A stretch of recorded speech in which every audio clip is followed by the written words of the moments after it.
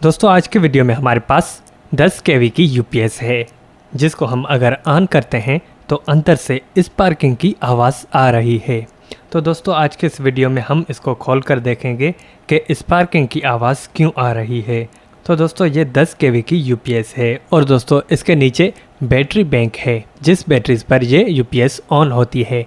तो दोस्तों मैं आपको ये बैटरी बैंक खोल कर दिखाता हूँ।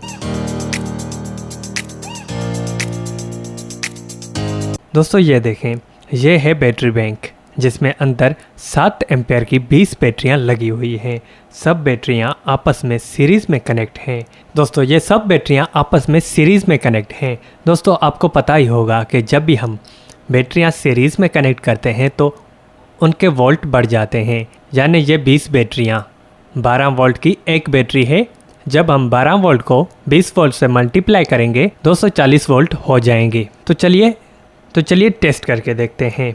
तो दोस्तों मीटर को मैंने 500 वोल्ट पर सेट कर लिया है। अब जो भी रीडिंग आएगी हम उसको डबल करेंगे। याद रहे ये एसी नहीं डीसी वोल्टेज होती है। तो दोस्तों ये देखें, ये वोल्टेज 130 वोल्ट आ रहे हैं।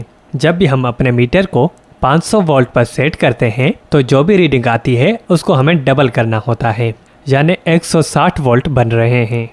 तो दोस्तों अब चलते हैं यूपीएस की तरफ। तो दोस्तों जब भी हम इस यूपीएस को ऑन कर रहे थे तो अंदर से स्पार्किंग की आवाज़ आ रही थी।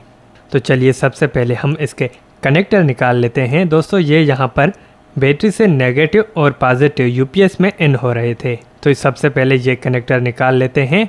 ये इसका ब्रेकर है और ये माइनस प्लस दोनों हमने निकाल दी और ब्रेकर भी ऑफ कर दिया है।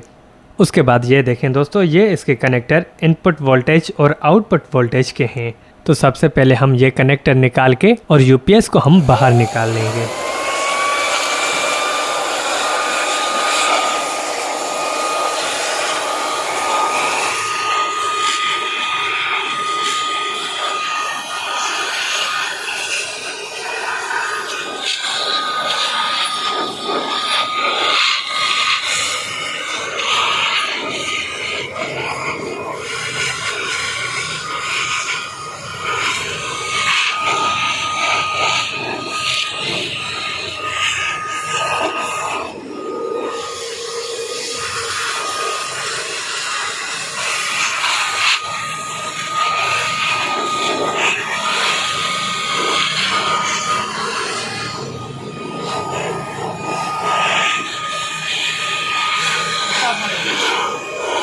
दोस्तों एयर ब्लोअर लगाने वक्त हमें ये कैपेसिटर निकला हुआ मिला, यानी ये स्पार्किंग इस कैपेसिटर की वजह से थी।